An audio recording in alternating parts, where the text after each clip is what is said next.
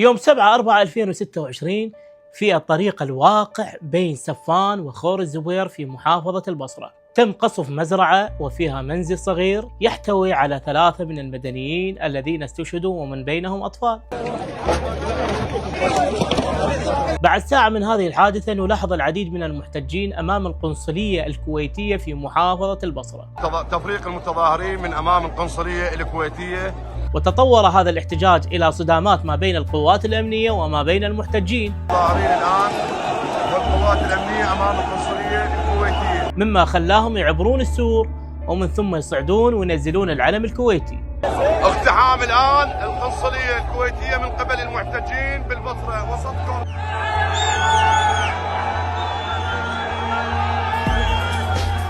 تعبيرا عن غضبهم واحتجاجهم. وعلى أثر هذه الحادثة شفنا نشر بعض الناشطين الكويتيين. طبعا هذا النشر الذي يدل على عدم الثقافة وعدم الوعي من هذا الشخص. وانا شفت بعض الشباب رادين عليه بخاصية الستوري، هاي الفترة جاي تطلع ردود شنو كل رد يقول انا رد. واحب اهدي لك هذه الانشودة الجميلة. اغنية وانشودة اسمعها.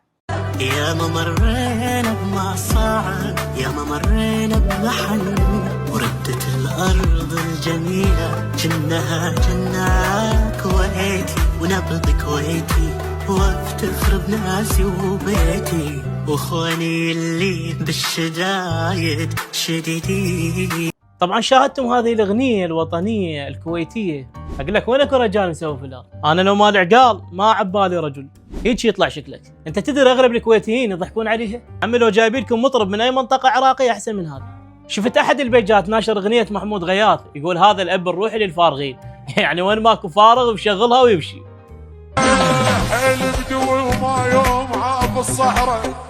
احب اقول لك هاي شبابنا مثل محمود غياث ينولد من بطن امه زلمه.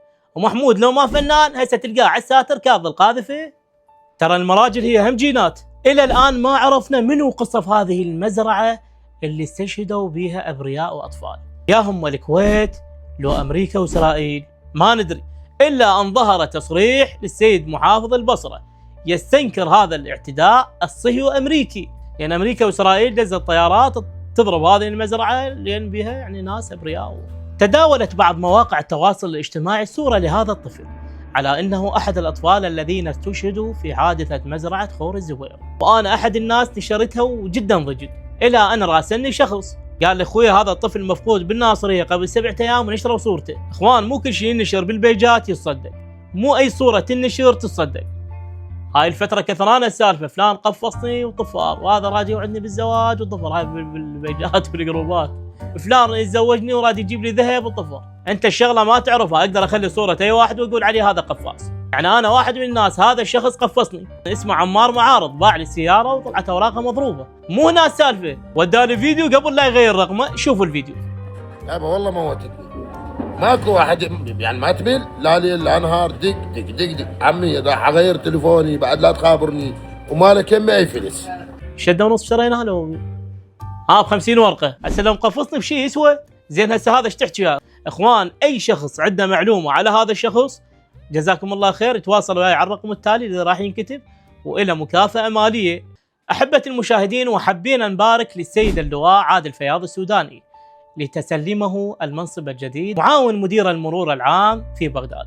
وان شاء الله كل التوفيق لانك ضابط مهني وانسان شريف.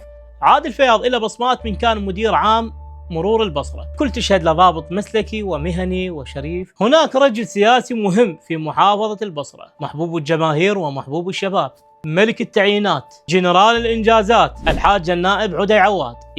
واحد بصرة. وين خبطت يا معود؟ واحد بصرة واثنين بصرة. لا هو باين انتخابات هو واحد بصرة. الزلمة جاب 55,000 خويه. جد فعلك. احنا طرحنا محايد، اللي يشتغل نقول له انت تشتغل. منو 2 بصرة؟ قد دخلنا بهاي الامور الطائفيه، وواحد بصره واثنين بصره وهاي الامور وخلصنا من العتب. والما يشتغل غلس ما بينحل دعوه.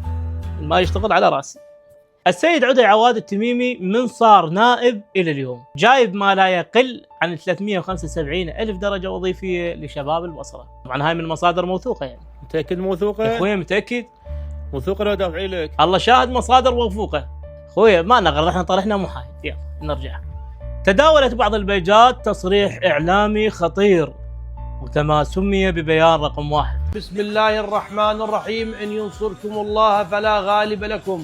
أمريكا تخنع، أمريكا تدنق الرأس. طبعا عرفتوا هذا الرجل جاسم العوادي. جاسم العوادي من الشخصيات المثيرة للدلج.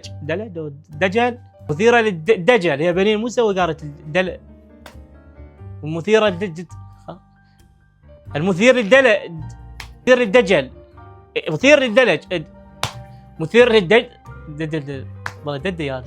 وهنا دخل قاعة ترتيبات بغضا لذاك الرجال يحكي علي الوهمي. جرت المفاوضات بين الولايات المتحدة الأمريكية المتمثلة بترامب.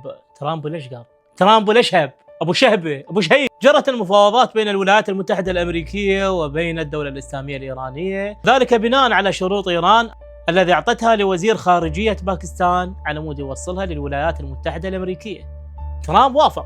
شنو هي الشروط هاي؟ راح نعدد لكم هذه الشروط الذي قالت إيران أجبرنا أمريكا عليها حسب قناة الجزيرة طبعا. أن تتعهد أمريكا من حيث المبدأ بعدم الاعتداء على إيران، استمرار سيطرة إيران على مضيق هرمز، والقبول بالتخصيب في اليورانيوم، هاي السوالف الذرية، ورفع العقوبات الأولية عن إيران، ورفع العقوبات الثانوية عن إيران، إلغاء قرارات مجلس الأمن، إلغاء قرارات مجلس المحافظين للوكالة الدولية للطاقة الذرية، ودفع كامل التعويضات إلى إيران، وإيقاف جميع الجبهات على محور المقاومة اللي هي العراق ولبنان واليمن وفلسطين، مغادرة القوات القتالية الأمريكية من المنطقة. والرئيس الأمريكي ترامب وافق على هذه الشروط. بس هل إسرائيل راح توافق على هذه الشروط؟ إسرائيل مثل هاي اللي تزوج عليها رجلها من الصبح لليل تقصف في لبنان. إيران قالت إذا ما وقفت القصف على لبنان بعد إحنا هاي الاتفاقية ما نعترف فيها. عندنا واحد بالجروب العطلة حتى لو كذب ينشرها، وإذا قالوا باكر ماكو عطلة يضم راسه حتى الرسالة ما يشوفها. بلغ بجروبات المعلمين، الموظفين، الطلاب، ترى باكر دوام، خميس دوام إخوان، خميس دوام. أحبة المشاهدين، روجت بعض البيجات بأنه غدا 9 نيسان يعني 9/4 عطلة رسمية، ولكن لم نشاهد أي مصدر رسمي ينشر هذه العطلة، بل على العكس هناك مصادر رسمية نفت وقالت باكر دوام رسمي، ومن ضمنها تصريح السيد المحافظ أسعد العيداني. هذا التاريخ 9 نيسان يصادف استشهاد المرجع الديني المفكر السيد محمد باقر الصدر، وأيضا يصادف سقوط نظام صدام حسين عام 2003.